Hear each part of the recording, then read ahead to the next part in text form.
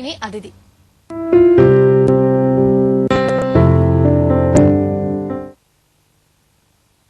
നാളെ ലോക ഹൃദയ ദിനമാണ്. ഈ ദിനത്തിന്റെ പ്രാധാന്യത്തെക്കുറിച്ചും ഹൃദ്രോഗങ്ങളെക്കുറിച്ചും നമുക്ക് അറിവ് പകർന്നു നൽകാനായി ലോർഡ്സ് ഹോസ്പിറ്റലിലെ സീനിയർ കാർഡിയോളജിസ്റ്റ് ഡോക്ടർ ജയപാൽ നമ്മോടൊപ്പം അതിഥിയായി എത്തിയിരിക്കുന്നു. സ്വാഗതം ഡോക്ടർ. നമസ്തേ കേരളത്തിലേക്ക്. അതിൽ തന്നെ 2013 ലോക ഹൃദയ ദിനത്തിന്റെ തീം എന്താണ്? എല്ലാ വർഷവും സെപ്റ്റംബർ 29 നമ്മൾ ലോക ഹൃദയ ദിനം ആചരിച്ചു വരുന്നത്. ഈ വർഷം ലോക ഹൃദയ ദിനത്തിന്റെ ടാർഗറ്റ് അമ്മയും കുട്ടികളുമാണ്. ഹൃദ്രോഗം അമ്മയും കുട്ടികളിൽ ഉണ്ടാകുന്നതിനെ പ്രിവെന്റ് ചെയ്യുക എന്നുള്ള ഏക ഉദ്ദേശത്തോടു കൂടിയാണ് നാം ആചരിക്കാൻ പോകുന്നത്. നാളെയാണ് ലോക ഹൃദയ ദിനം. ഈ പ്രഗ്നൻസി പീരീഡിൽ ഹൃദ്രോഗങ്ങൾ വരാനുള്ള സാധ്യത എത്രത്തോളമാണ്? ഈ വർഷത്തെ തീം അതായതുകൊണ്ട് ചോദിക്കുകയാണ്, ഇതെങ്ങനെയാണ് പ്രിവെന്റ് ചെയ്യുന്നത്? ഈ പ്രഗ്നൻസി പീരീഡിൽ ഹൃദ്രോഗം എന്ന് നമ്മൾ ഉദ്ദേശിക്കുന്നത് ഈ ഹൈപ്പർ ടെൻഷൻ, സാധാരണ നമ്മൾ കാണപ്പെടുന്ന ഒരു രോഗമാണ് ഹൈപ്പർ ടെൻഷൻ. ഈ ഹൈപ്പർ ടെൻഷൻ നമ്മൾ ഓരോ സെമിസ്റ്ററിലും, first semester, second semester, third semester constant ആയിട്ട് ഒരു ഡോക്ടറുടെ മേൽനോട്ടത്തിൽ ബ്ലഡ് പ്രഷർ ചെക്ക് ചെയ്തേ പറ്റുള്ളൂ. കാര്യം ഈ ബ്ലഡ് പ്രഷർ അധികമാകുമ്പോഴാണ് എക്ലാംസിയ അല്ലെങ്കിൽ പ്രീ എക്ലാംസിയ എന്ന് പറയുന്ന ഒരു മാരകമായ ഒരു രോഗമാണ് ഈ ഗർഭിണികളിൽ വരാൻ ഉള്ളത്.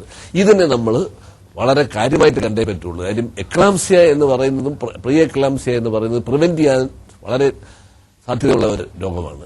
ഇതിനെ നമ്മൾ പ്രിവെന്റ് ചെയ്യേണ്ട ഏക മാർഗം എന്താണെന്ന് വെച്ചാൽ, ബ്ലഡ് പ്രഷർ ചെക്ക് ചെയ്യുമ്പോഴത്തേക്ക് ഇവരുടെ ആൽബുമിൻ ലെവൽ, മൂത്രത്തിൽ ബ്ലഡ് പ്രഷർ ചെക്ക് ചെയ്യുകയും മൂത്രത്തിൽ ആൽബുമിന്റെ ലെവൽ നോക്കുക. ഈ ആൽബുമിൻ മൂത്രത്തിൽ കൂടെ കണങ്ങളായിട്ട് പോകുമ്പോഴത്തേക്ക് അവർക്ക് കാലിൽ നീര് വരാൻ ചാൻസ് ഉണ്ട്.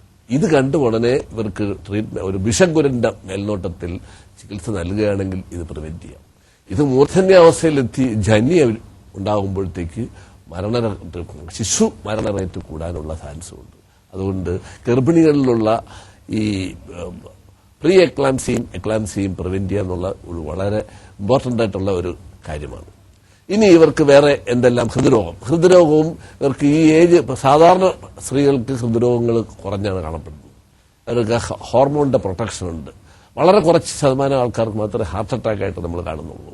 വന്നു കഴിഞ്ഞാൽ അതിന്റെ രീതിയിൽ നമ്മൾ ഹൃദ്രോഗത്തിനെ കൺട്രോൾ ചെയ്യാനായിട്ട് സാധ്യതയുണ്ട്. പിന്നെ കൂടുതലായിട്ട് കാണാനുള്ളത് കൊഴുപ്പിന്റെ കൊളസ്ട്രോൾ ലെവലാണ്. ഈ കൊളസ്ട്രോള് പലരും അത് ചെക്ക് ചെയ്യാറില്ല. ഇത് കൂടിക്കൂടി വരികയും അതിന്റെ ലെവൽ കൂടുമ്പോഴത്തേക്ക് നമുക്ക് ഹൃദ്രോഗ സാധ്യതകൾ കൂടി വരികയാണ്. അതുകൊണ്ട് lipid profile, fasting lipid profile ഈ സമയത്ത് ചെയ്തുകൊണ്ടുവന്നാൽ നമുക്ക് കൊളസ്ട്രോളിന്റെ ഈ മാരകമായ രോഗമാണ്, അതിനെ നമുക്ക് കൺട്രോൾ ചെയ്യാൻ പറ്റും. പിന്നെ നമുക്ക് ഈ സ്ത്രീകളിൽ ഈ സമയത്ത് കാണപ്പെടുന്നത് രോഗങ്ങൾ ചില മർമ്മറുകളാണ്. ഈ മർമ്മറുകൾ നമ്മൾ പലരും ശ്രദ്ധിക്കാതെ പോവുകയാണ്. ഇത് ഡിറ്റക്ട് ചെയ്ത് കഴിഞ്ഞാൽ നമുക്ക് ASD തുടങ്ങിയ സൈലന്റ് ആയിട്ടിരിക്കുക, അത് ഒരിക്കലും നമുക്ക് വലിയ സിംറ്റം കാണത്തില്ല. ഇത് ഒരു കാർഡിയോളജിസ്റ്റിന്റെ മേൽനോട്ടത്തിൽ കണ്ടുപിടിച്ചതിന് ശേഷം നമുക്ക് ചികിത്സിക്കാവുന്നതാണ്. ഇതും വളരെ ഒരു കാണപ്പെടുന്ന ഒരുമാണ് congenital heart disease. Mitral valve prolapse, ഇത് സാധാരണ ഇവര് ഒരു സെക്കൻഡ് സെമിസ്റ്ററും ഫസ്റ്റ് സെമിസ്റ്ററും ആകുമ്പോഴത്തേക്ക് ഇവർക്ക് വാൽവിന് പ്രൊലാപ്സ് വരികയും നെഞ്ചെടുപ്പായിട്ട് കാണും. ഇഷ്ടംപോലെ രോഗികൾ ഈ ഒരു യങ്ങായിട്ടുള്ള സ്ത്രീകൾ കാണപ്പെടുന്നുണ്ട്. ഇത് വലിയ മാരകമായ ഒരു പ്രോബ്ലമൊന്നുമല്ല. ഇത് വന്നു കഴിഞ്ഞാൽ നമുക്ക് സിംപ്റ്റം മെഷേഴ്സേ ഉള്ളൂ. ഉടനെ ഓപ്പറേഷന്റെ ആവശ്യങ്ങളൊന്നും കാണത്തില്ല. ഇത് പറഞ്ഞ് കൺവിൻസ് ചെയ്യുക, ഇതാണ് വളരെ സാധാരണയായിട്ട് ചെയ്യേണ്ടത്. ഒരു മൈട്രൽ വാൽവ് പ്രൊലാപ്സ് കണ്ടെന്ന് പറഞ്ഞ് ഉടനെ ഹാർട്ട് പ്രോബ്ലം ഉണ്ടെന്ന് പറയുമ്പോൾ തന്നെ ഗർഭിണികൾ കുറച്ചുകൂടെ ടെൻഷൻ വരും. സ്ട്രെസ് കഴിയുന്നതും അവോയ്ഡ് ചെയ്യണം. ഈ മർമ്മർ കണ്ടു കഴിഞ്ഞാൽ ഇവരുടെ അൾട്രാസൗണ്ട് അല്ല എക്കോ കാർഡിയോഗ്രാം ചെയ്യുമ്പോഴത്തേക്ക് ഇത് മനസ്സിലാകുകയും പിന്നെ ഇത് വളരെ സിംപ്റ്റമാറ്റിക് ആയിട്ട് വരികയാണെങ്കിൽ നമുക്ക് മരുന്നിന്റെ സഹായം തേടാൻ പറ്റും. വാൽവുലാർ ഹാർട്ട് ഡിസീസ് നമ്മൾ സംസാരിച്ചു, ഹൈപ്പർ ടെൻഷൻ. ഇനി നമ്മൾ സംസാരിക്കുന്നത്, ഇനി നമ്മുടെ കൂടുതൽ ഊന്നൽ മൂത്രത്തിൽ പഞ്ചസാരയുടെ അളവ്, സാധാരണ ജസ്റ്റേഷണൽ ഡയബറ്റീസ് എന്ന് പറയുന്നു. ഇതും നമുക്ക് പ്രിവെന്റ് ചെയ്യാവുന്നതാണ്. ഇതിനെ നേരത്തെ തന്നെ കണ്ടുപിടിക്കുകയും ഇവർക്ക് മരുന്നിന്റെ സഹായം തേടുകയും ഇൻസുലിൻ തെറാപ്പി കൊടുത്തു കഴിഞ്ഞാൽ ഇവരുടെ രോഗം നമുക്ക് വളരെയധികം പേരെ രക്ഷപ്പെടുത്താൻ കഴിയും. ഇപ്പം ഡയബറ്റിസ് നമ്മൾ സംസാരിച്ചു, കൊളസ്ട്രോള്, BP, പിന്നെ കാർഡിയോ മയോപ്പതി എന്ന് പറയുന്ന വേറൊരു അസുഖം സാധാരണ കാണുന്നു. ഇത് പെരിപ്പാർട്ടം കാർഡിയോ മയോപ്പതിയാണെന്ന് പറയുന്നത്. അത് നമ്മൾ നേരത്തെ ഡിറ്റക്ട് ചെയ്യാൻ പറ്റത്തില്ല. അറൌണ്ട് ഗർഭസ്ഥ ശിശുവിന്റെ പ്രസവം കഴിഞ്ഞ് തീരാറായി പ്രസവം കഴിയുമ്പോഴാണ് നമ്മൾ പെരിപ്പാട്ടം കാർഡിയോ മയോപ്പതി കാണുന്നത്. ഇതെല്ലാം നമ്മുടെ സ്ത്രീകൾക്ക് നമ്മൾ പ്രത്യേക പരിഗണന നൽകേണ്ട കാര്യങ്ങളാണ്. ഈ പ്രാവശ്യത്തെ ലോക ഹൃദയ ദിനത്തിന് റോഡ് ടു ഹെൽത്ത് എന്ന് പറയുന്ന ഒരു ടീമാണ് അവർ അപ്രോച്ച് ചെയ്യുന്നത്. ഒരു അമ്മ ഒരു കുട്ടിയെ ജനിപ്പിച്ചു കഴിയുമ്പോഴത്തേക്ക് ആ കുട്ടിക്കുണ്ടാവുന്ന ഹൃദ്രോഗങ്ങളെ നമ്മൾ ഡിറ്റക്ട് ചെയ്യുക എന്നുള്ളതാണ് ഇതിന്റെ വേറൊരു വശം.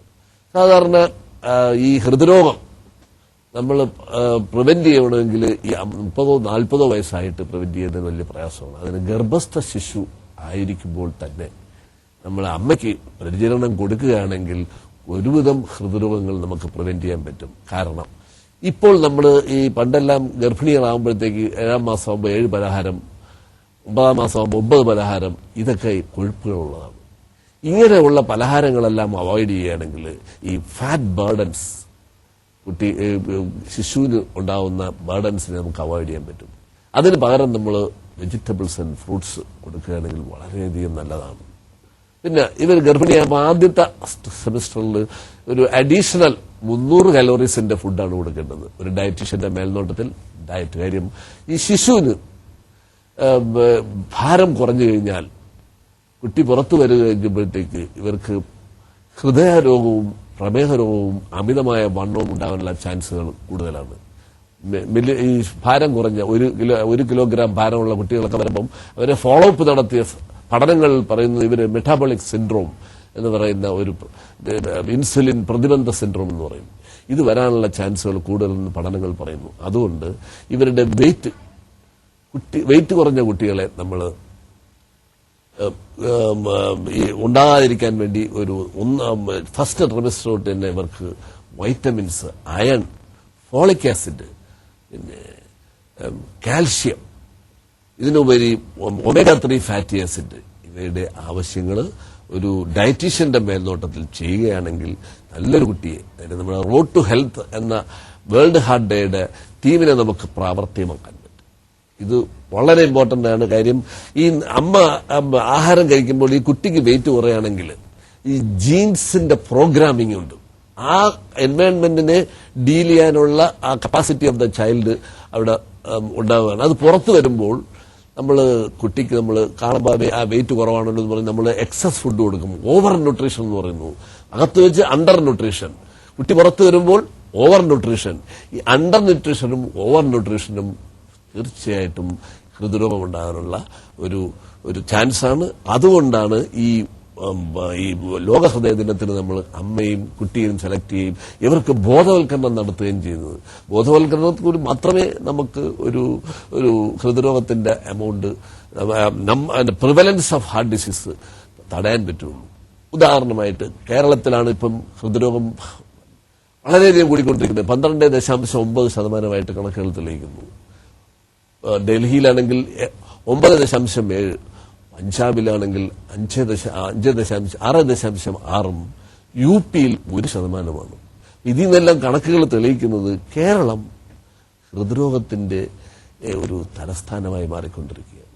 ഇതിന് ഇപ്പൊ തന്നെ നമ്മൾ കാര്യമായ പ്രിവെന്റീവ് മെഷേഴ്സ് എടുത്തില്ലെങ്കിൽ ഭാവിയിൽ നമ്മുടെ ഈ സമൂഹത്തിന് 30 വയസ്സിലും 40 വയസ്സിലും ഹൃദ്രോഗങ്ങൾ വന്ന് ഒരു പ്രയോജനമില്ലാത്ത ഒരു വർക്ക് എൻവയോൺമെന്റിൽ വർക്ക് ചെയ്യാനുള്ള ഒരു സ്ഥിതി നഷ്ടപ്പെടുകയാണ്. ഇതിന് പല വേൾഡ് ഹാർട്ട് ഡേയിലും ഇതിനെപ്പറ്റി ഒരുപാട് കൊണ്ട് വർക്ക് പ്ലേസ് വെൽനസിനെ പറ്റി ഒരു പ്രാവശ്യം നമ്മൾ നടത്തിയിട്ടുണ്ട്.